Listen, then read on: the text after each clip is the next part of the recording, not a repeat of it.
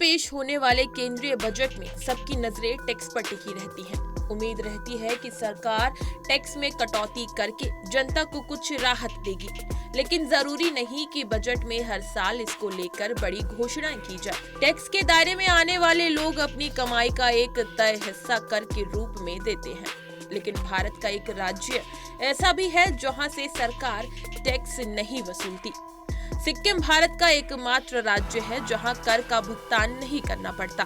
अब सवाल है कि पूर्वोत्तर के राज्य सिक्किम को टैक्स के दायरे से मुक्त क्यों रखा गया? भारतीय आयकर अधिनियम की धारा 10(26)(a) के तहत पूर्वोत्तर राज्य सिक्किम भारत का एकमात्र राज्य है जिसे करों का भुगतान करने से छूट प्राप्त है।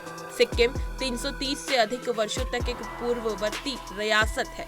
हालांकि 1975 में सिक्किम का भारत में विलय हो गया, जिससे ये भारत का 22वां राज्य बन गया। ये विलय एक शर्त पर हुआ था कि सिक्किम की पुरानी कर संरचना विलय के बाद भी जारी रहेगी। सिक्किम की कर नियमावली कहती है कि यहाँ के नागरिक को उनकी आय की परवाह किए बिना केंद्र को कोई कर नहीं देना पड़ता। 2008 में शुरू की गई आयकर की धारा 10(26)(a) में कहा गया है कि सिक्किम में किसी स्रोत से या राज्य में रहने वाले किसी भी व्यक्ति को कमाई या ब्याज के माध्यम से प्राप्त की गई किसी भी आय को करों का भुगतान करने से छूट दी गई है। कोई भी व्यक्ति जो 26 अप्रैल 1975 तक सिक्किम राज्य का अधिवासी रहा हो, उसे करों का भुगतान करने से छूट दी जाएगी।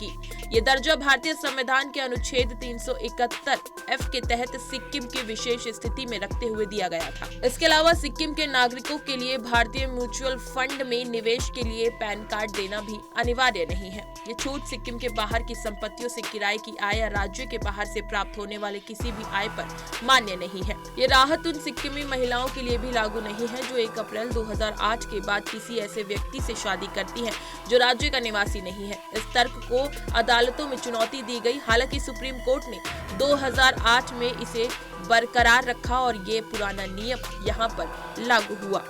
इस तरह यहाँ के लोगों को कर से छूट तो दी ही गई, लेकिन कुछ शर्तें भी हैं। भारतीय करदाता हर 31 जुलाई से पहले ITR दाखिल करते हैं, लेकिन सिक्किम के निवासी ऐसा नहीं करते। इनके अलावा पूर्वोत्तर के दूसरे राज्यों की कुछ आबादी को भी इसमें छूट दी गई है।